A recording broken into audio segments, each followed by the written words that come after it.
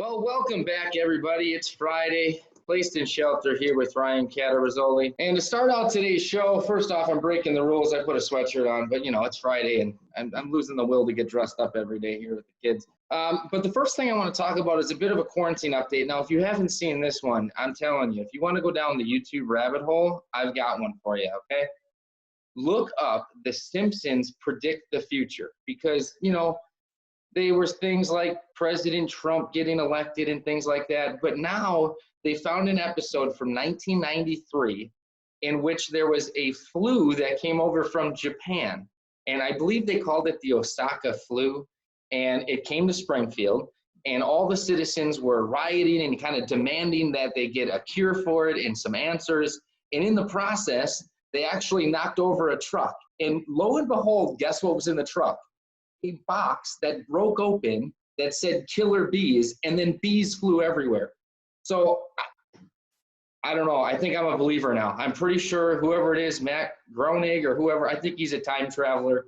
There's no other explanation for how many things that they've nailed. So I'm telling you, if you want to go down the rabbit hole, Simpsons Predict the Future, and the list is a mile long. It's unbelievable. On a happier note, I have a picture here that I want to screen share with everybody. And this is a congratulations. Our very own Brad Stokel's son, Brad Jr., has graduated from basic training. And although the next step of his journey, the classes that he has to attend are closed for the time being, eventually they'll open back up and he'll be able to move on with his journey. But a big congratulations to Bradley Jr. for graduating basic. So thank him very much for his services, and I thought that was pretty cool. Actually, I'll tell you a funny story to make fun of myself a little bit. Mark Pumford actually sent me this picture this morning, and me, being stupid, I thought it was a meme, because that's all people send me is just joke pictures. So when he sent it to me, I immediately responded back with, wow, even the military is doing social distancing. Look, they're all 6 feet apart. I had no idea that was Brad Jr.'s graduation ceremony, so I'm an idiot. But with that, we're going to go ahead and move on to today's episode. And today's episode we're calling The Lighter Side of Cooking. And yes, obviously everybody knows Hatco is very well known for its hot holding, water heating, toasting even. But there's a lot of people that don't know Hatco does quite a bit of light cooking. And especially with induction, we've really kind of moved into that space. So clearly, most of this equipment is not going to be cooking equipment that you're going to base an entire restaurant around, right? But who are the customers that are looking for this? I mean, there's a reason we call it light cooking. And the customer that's looking for equipment like this is somebody that's looking to add on to an existing restaurant, perhaps a replacement of a more conventional piece of equipment that you usually see in restaurants. Or how about someone looking to expand their offering? Here in Wisconsin, we have a lot of bars and taverns, and more those are being frowned upon because of an establishment that strictly serves alcohol. Well, according to some people, is bad, and they need to be able to offer some food, try to cut down on some drunk driving and whatnot.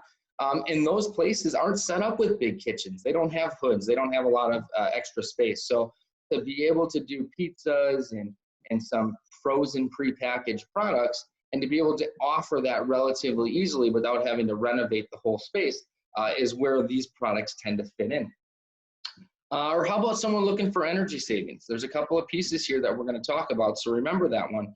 There are some energy savings based on this light cooking equipment that we have versus conventional products that are already in the market. So what kind of equipment are we looking at? First one's going to be an electric salamander. Now, with the electric salamander, what we're doing here is, as opposed to a traditional like gas salamander, where anybody that's worked in the kitchen comes in and that thing gets turned on right away in the morning, right away in the afternoon, whenever the restaurant opens, and it's on for the duration of the day, whether products going in it or not. Now, oftentimes it's being used, products going in and out, they're melting cheese, they're holding products, they're finishing products. So there's a lot of different uses for it. However, that piece of equipment's running all the time. So what's different with ours?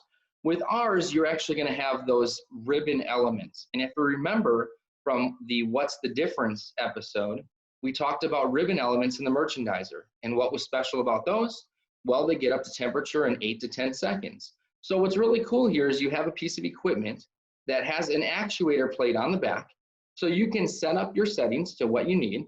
And then as soon as that plate's hit with a pan, with a skillet, it will fire those ribbon elements. And now I'm utilizing it within 10 seconds versus having that product running all the time. I can also adjust the intensity simply by raising and lowering the top portion. That does have a 4.5-inch adjustment. So to go along with the plate detection system, there's also holding options. So you can change the heating elements independently. So there's 3 of them on the top. Typically in the hold setting, you're only going to utilize the outside 2 heating elements. You're not going to be utilizing the center. And so you have some options for finishing, for bringing back frozen products, or holding. So it has a lot of versatility, a lot of different options. Now, there is one thing with this that you typically were to see a salamander sometimes placed over the top of a heated range. Now, I can't do that with this product. This product's controls are right on the bottom, and it would suffer greatly if there was a ton of hot air going directly to that unit. But I have a solution for you. And the solution is actually the thermal finisher. Now, what's the difference with the thermal finisher? Well, here you can have it wall mounted. So you can see in this picture, it's a 3-bay compartment. Each of those compartments are, they're not adjustable in terms of left to right, but the inserts that you see, kind of where the mouse is going, those can be removed. So if you have something that's larger, it could take up 2 bays, or you can keep them partitioned off. You have the choice. These bottom actuator plates here, when they have pressure or a plate or a skillet or a pot is placed on them, it will fire up those same ribbon elements. Those can be placed in 3 different levels. So here you can see the lowest, there's a medium, and then there's also a high setting for them. That's going to change the intensity, obviously, of how close it is to the heating elements. Now, the dial also will give you options. This particular picture here is only showing the top elements. So this would be a 3900, and we'll get into some of the model numbers. I don't want to go too deep into them, but just briefly we will. But you can have those set up to the right settings, and then as soon as you place the pot or something inside of it, or the skillet, it fires up, and once again, within 10 seconds, we're doing the job without having to leave that run all day long. There is proper venting of this unit, so it can be placed above a 6-burner range. We also have standalone thermal finishers, and this is really kind of what it sounds like. It's a finishing oven. It's going to be able to have 5 different programmable options. And again, you're going to have those same ribbon elements. Now, you have some options here. For example, on the thermal finisher, you can have 3 9-inch ribbon elements on the top. And then you can also have a 9-inch ribbon element on the bottom, or you can have a rectangular ribbon element on the bottom. And the only major difference there is if I'm going to be doing a lot of skillets, I probably don't need the rectangular element. However, if I do want to put a half-size sheet pan in there, you can see with the half-size sheet pan, I'm going to get full coverage with that rectangular element. So it's going to be a little bit more even heating. So that's what those numbers stand for. If you see, for example, a 3900, the 39 is 3 9-inch elements, and 00 is no heating on the bottom, versus a 3939, which is 3 9-inch elements on top and 3 9-inch elements on bottom. With the standalone, you have options such as a 1919. Well, I bet you can figure it out. 1 9-inch on top, 1 9-inch on bottom. Or you can have a 4619. Want to take a guess? 4 6-inch elements and 1 9-inch element on the bottom. So it's always top elements and then bottom elements. So just an easy way to kind of look at that. Products that go in here, retherming things like pizza, pre-cooked chicken, frozen entrees. In fact, I've actually done some testing with raw chicken. I've even done it on the Salamander. In fact, what I did was I took one of those cast iron kind of griddle plates and I allowed that to get up to temperature. And then I put raw chicken on there, put the element at the lowest position, and I was actually able to cook chicken in under 5 minutes. So there are some versatility, some options here. And anybody that's been to Hatco school knows that the majority of these products here are the only things we allow you to cook with. not to let the cat out of the bag and the surprise if you haven't been to Hacko school, but we do ask you to put on basically an Iron Chef kind of a presentation, and the only thing you're allowed to cook with is Hacko equipment. So I've seen these things do everything from steak, chicken, salmon, you name it, I've seen it happen. So a lot of great versatility with these products. So something to think about outside of hot holding when it comes to Hacko. But with that, that's going to wrap up today's episode. And I'm going to stop sharing here, and I'm going to open up the chat. And look at that. There's a ton of chat going on here. Congratulations to Brad Jr. That's awesome. So good for him, and thank him for his services. Thank you all. Be honest. Did anyone else know it was Friday? Well, yeah, I think my wife had to tell me it was Friday. Although, no, because of the show, I tend to know what day it is. But if I didn't do the show, showering and knowing what days it were would be two things that would just be gone from my life. So, Bruce, do they need a hood?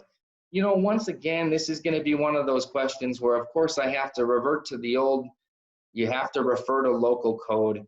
You know, if you're doing finishing in those ovens, they get up to temperature, you're going to be able to cook proteins, you're going to have grease-laden vapors. So, yes, for example, the thermal finisher being wall-mounted right above the 6-burner range, well, you know, you're already under a hood. To put one of these freestanding out in the kitchen area somewhere, I'd be apprehensive. I think most likely you're going to have to put it under a hood. So if you were to put me on the spot and say, I'm going to say most likely, most of the time they are going to have to be under a hood. Jim Young, definitely in Arizona. Yeah, that would be my thoughts on them too. But as soon as I say yes, they have to, someone's going to come back with an example in, you know, Montana where they were able to put it in without it. So any other questions today? Awesome. Well, good show. Let's get to everyone's favorite part. We're going to get back to the screen here and take a look at today's memes. Once again, Charlene Brennis is just killing it here with the memes. I've got to stop quarantine drinking. I thought these were baby dinosaurs.